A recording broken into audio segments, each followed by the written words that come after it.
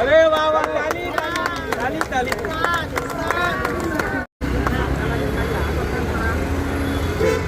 सगळे मागे या, फोटो दिसला पाहिजे, फोटो दिसला पाहिजे।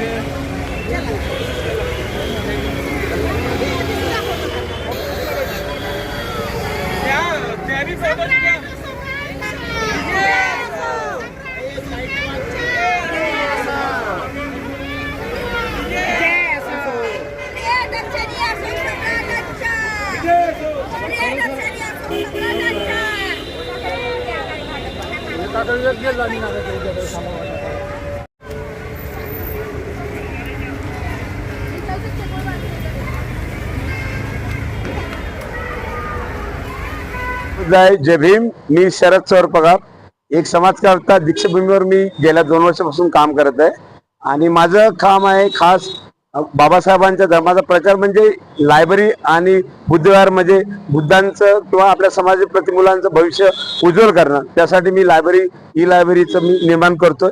आतापर्यंत मी 52 लायब्ररीचं काम केलेलं आहे आणि माझा उपक्रम आहे आज सम्राट अशोकांची पुऱ्या भारतात जगात आपल्या 2330वी जयंती आपण साजरी करत आहोत।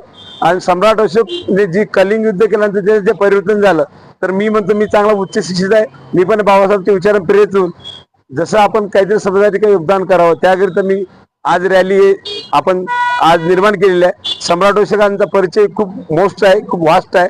मी एक छोटा त्यांच्या प्रती खूप झुरा आहे, पण सम्राट अशोकांनी केलेलं एक महान कार्य, त्याने बुद्ध धर्माला जीवित 84,000 स्तूप बांधून ते जीवित ठेवलं आणि आपले मुलं सुद्धा संघमित्रा आणि महेंद्राला धम्माला दान देऊन आज ते त्यांचं जे कार्य अफाट आहे तर ते कार्य जीवित राहावं याकरिता आपण दरवर्षी चंद्रगुप्त मौर्याची आपण सम्राट अशोकांची आपण जयंती साजरी करावी। कारण की ज्याप्रमाणे बाबासाहेब आंबेडकर, गौतम बुद्ध यांची आपण जयंती करतो, तशी सम्राट अशोकांची पण जयंती साजरी करावी, कारण की त्यांनी गौतम बुद्ध जीवित होण्यासाठी खूप मोठं आपल्याला योगदान दिलेलं आहे।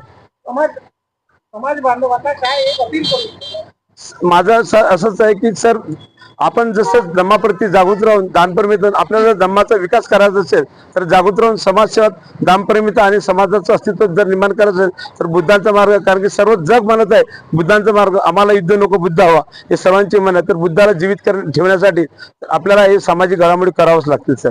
साहेब, लास्ट मध्ये महत्वाचा प्रश्न आहे की बौद्ध धर्मामध्ये दानपरिमितेला खूप महत्व आहे आणि दानपरिमितेच्या माध्यमातून तुम्ही एक जागृत बुद्धिस्ट म्हणून लाखो रुपयाचं दान केलेलं आहे, तसंच बाकीच्या लोकांनी दान दिलं पाहिजे। जसं बाबासाहेबांनी म्हटलं आहे की तुमच्या कमाईतला 20वा भाग दान केला पाहिजे, तशाप्रमाणे तुम्ही सोशल मीडियावर खूप ऍक्टिव्ह आहात, खूप दान केलेलं आहे।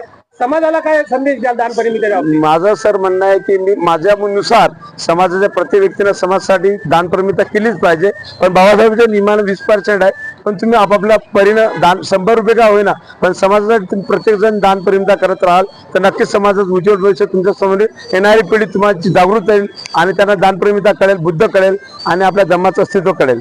चक्रवर्ती सम्राट अशोकांच्या जयंती आहे, जयंती निमित्ताने आज हा कार्यक्रम आयोजित केलेला आहे, परंतु शासनाच्या मार्फत किंवा मोठ्या प्रमाणावर लार्ज लेवलवर हा कार्यक्रम आयोजित होत नाही, ही शोकांतिक आहे। या संदर्भात काय सांगा? सर पहा, तशी सर सरकारची प्रत्येक चळवळ आपल्याला आठवण करून देणे भाग आहे, कारण की सरकार प्रत्येक चळवळी चालू शकत नाही, काही चळवळी आपल्याला निर्माण कराव्या लागतात, तेव्हाच पुढे समाजाचं भलं होईल। कारण की सरकार म्हणते प्रत्येक जयंतीच बनवा, ती त्यांच्या हिशोबाने ते सांगतील, पण आपण जागृत राहिलं तर प्रत्येक जयंती आपण प्रत्येक विचारवंताची किंवा बाबासाहेबांनी दिलेले त्यांचे धर्म जे गुरु आहेत त्यांची आपण जयंती आपण स्वखर्चाने केलं, कारण प्रत्येक ठिकाणी तुम्हाला सरकार खर्च पूर्तता देणार नाही। त्यासाठी आपण समाज बांधवांनी आता आपण सक्षम आहे आणि सामाजिक दृष्ट्या आपली आर्थिक कंडिशन पण बळकावली आहे, चांगली आपली स्थिती आहे, तर आपण दुसऱ्याच्या भरोशावर न राहता आपण स्वतःचं केलेलं कार्य कधी महान आहे। कारण की तुम्ही पण चॅनलवाल्यांना गरज आहे दानपरिमितीची, कारण तुम्ही पण आता समाजासाठी एक चळवळ निर्माण केलेलं आहे, तुम्ही पण मीडिया लाईव्ह, कारण सोशल मीडिया आजकाल खूप ऍक्टिव्ह आहे, तर माझं पण म्हणणं आहे की यांचं पण विचार करा, यांना पण दानपरिमिता करत राहा, कारण की या लोकांचे पण रोजगार, यांचे कुटुंब त्याच्या उदरनिर्वाह त्यांच्यावर डिपेंड आहे। त्यांचं म्हणजे दानपरिमिता मधला हा एक हिस्सा आहे की प्रत्येक जो समाज कार्य करतो त्याच्याकरिता काहीतरी समाधान केलं पाहिजे, ही माझी इच्छा। शरदजी, आज 24 मार्चला चक्रवर्ती सम्राट अशोक अशोकांच्या जयंती निमित्ताने जो आज रहाटे चौक ते दीक्षाभूमी असं तुम्ही पथचालन काढलेलं आहे, रॅली काढलेली आयोजित केलेली आहे.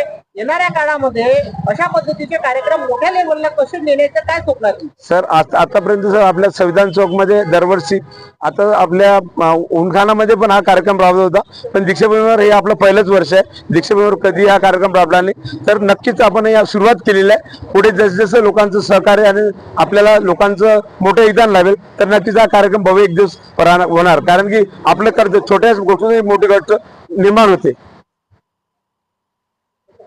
जय भीम, नमो बुद्धाय.